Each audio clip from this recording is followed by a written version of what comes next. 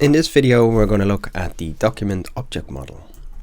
So the document object model specifies how our browser creates a model of the HTML page, and also how JavaScript can access or update the HTML page. So while looking at the DOM or the document object model, we'll look at this example HTML file. So in this HTML file, we have here an unordered list, and there's some CSS styling going on. So we have a list item ID 1, it belongs to the class hot, and inside of it we have some text in there, fresh text with EM emphasizing fresh. The second list item as ID 2, class hot, pine nuts listed over here. Next one is listed honey and balsamic vinegar, so ID 1, 2, 3 and 4.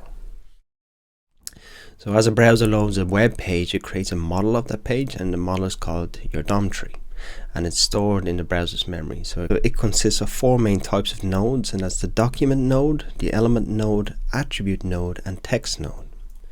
So here on the left we have our HTML code, and this is for a shopping list. And on the bottom right we have the corresponding DOM tree. So you see here we have our HTML tag at the top. This represents this one. Our body represents this one, so body is a child of HTML. And then we have a div tag nested inside of that. This div tag has an attribute, ID equals page, and within the div tag, or nested within the div tag, we have h1, h2, ul. So h1, h2, ul, and we also have our script. So these here are children of our div tag, and these together are referred to as siblings because they're on the same level. So h1 is a sibling to h2, h2 is a sibling to ul, ul is a sibling to h1. Every element, attribute and piece of text in the HTML is represented by its own DOM node.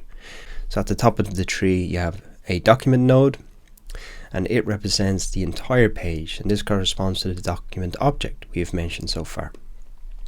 So relationships between the document and all of the element nodes are described using the same terms as I just mentioned.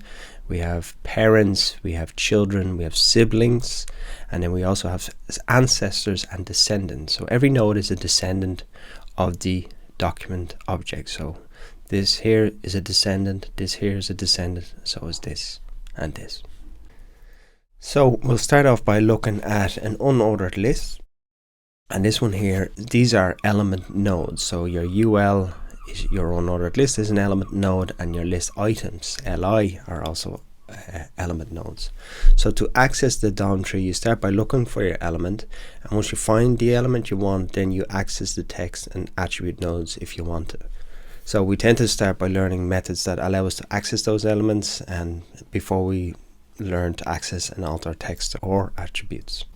So once you have accessed an element node, you can then reach the text within that element, and this is stored in its own text node. So note that the text nodes cannot have children, so these can't have children. The opening tags of a HTML element can carry attributes, and these are represented by attribute nodes in the DOM tree, and these are not siblings, so attribute is not a sibling to LI. The LI items or list items or LI nodes are siblings. So attribute nodes are not children of the element that carries them, they are part of that element. So once you access an element, there are specific JavaScript methods and properties to read or change that element's attribute.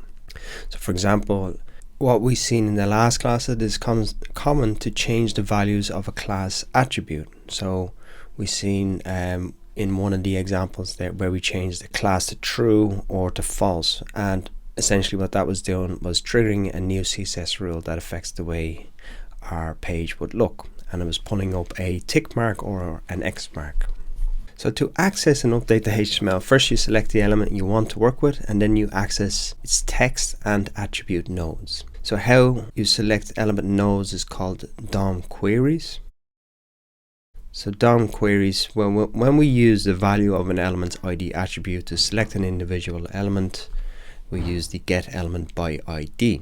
If we want to select multiple elements that have a specific value for the class attribute, in this case we have 3 list items here that belong to the class hot, and so it's these items here. So we use the get elements by class name.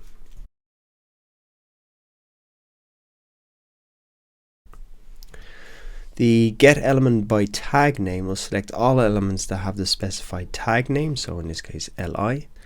And we also have something called query selector. So query selector uses the CSS syntax, so it uses the CSS selector, and it will return the first matching element.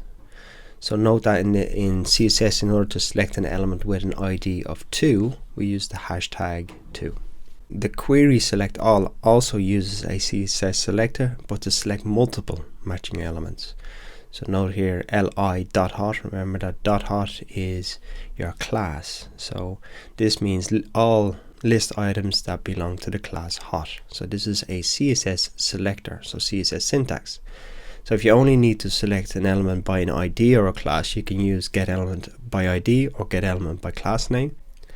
If you need to use a more elaborate rule to select elements, then the query selector method is your best option.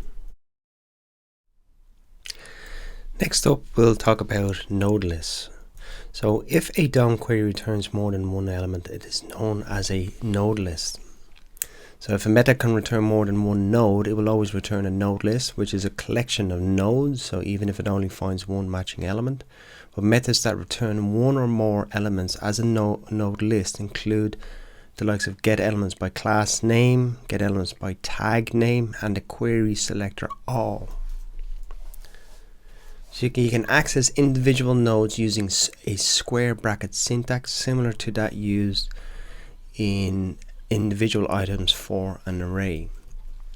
In this if statement, it checks to see if the query found one or more elements, and if it did, the first element of whose class attribute is hot is stored in the variable called first item.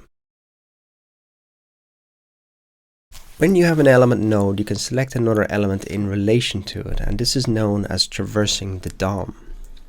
For example, say we have here that the list item in green is the starting element. Then the parent node property finds the element node of the parent element or the containing element. So if we started with the first li element, then its parent's node will be the one representing the ul element, unordered element. The previous sibling property or previous element sibling property will find the previous sibling of a node. Similarly, you can find the next sibling or next element sibling with this property. So let's say we have the starting element is the ul in this case, then our list item here will be the first child or first element child, and the last child or last element child will be this one on the very right.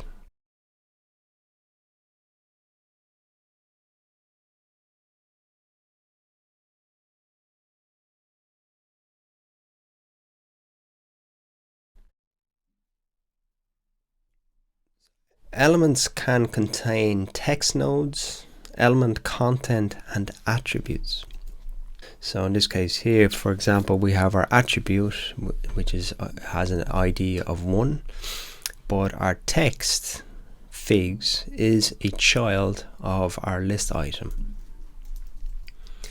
In this case here, we have a list item, and within that list item we have some emphasized text, fresh, and figs text that is just, this isn't styled. So fresh here is actually a child of em, of the em node, which means that em is a sibling to text.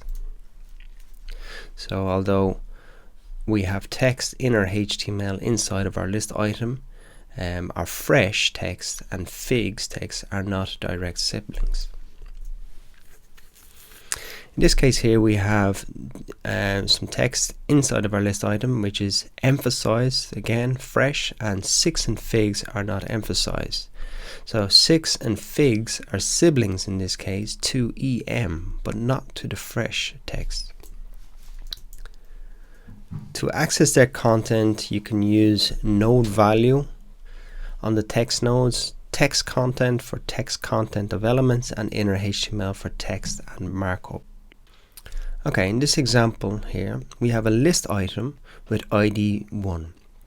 And this list item is being stored in a variable called EL. And with this list item now stored in EL, we can get the first child. So the first child of this list item is EM, and then the next sibling is our text node. The node value of this text node is figs. Text content will just collect the text content. So if we have a list item with ID 1 and we get the text content of that, it will ignore the EM node, i.e. it will ignore that EM element or that HTML element, and it'll return just fresh and figs. On the other hand, if we use the inner HTML method, we will have our list item with ID 1 and it'll return our EM with the fresh text inside of it and our figs, so it returns both HTML and the text. Very different approaches to adding and removing content from a DOM tree, and you have the inner HTML property and a DOM manipulation.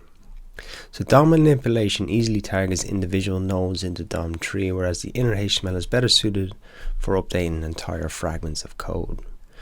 You start by creating a new element. Use the create new element. And this element node is stored in a variable. So when the element node is created, it is not yet part of the DOM tree. So this doesn't happen until you use append child. So you create the element first, then you append child.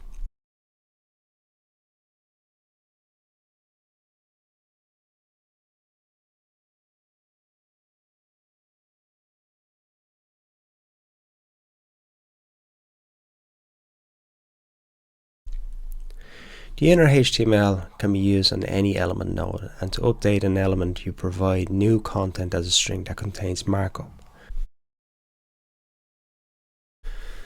So once you have an element node, you can use other properties and methods on that element node to access and change its attributes. There are two steps to accessing and updating attributes. So first, we use a DOM query to select an element, and then we can use one of the methods. So the methods include get attribute in this case.